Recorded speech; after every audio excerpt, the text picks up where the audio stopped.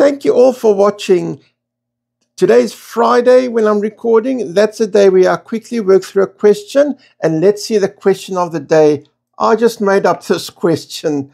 A forest becomes 1.1 times bigger every 3 years.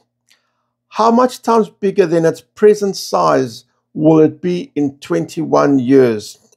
What I did is I called each set of 3 years an event, because this talks about every 3 years. That means in 21 years, there are 21 divided by 3, which equals 7 events.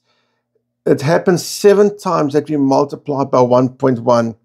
So the size will grow as 1 times 1.1 times 1.1 times 1.1, 7 times.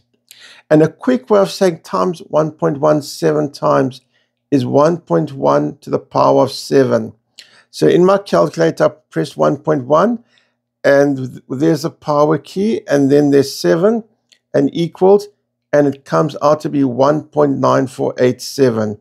So it will be 1.9487 times bigger than when it started. That's rounding to 4-digit places. And thank you all for watching.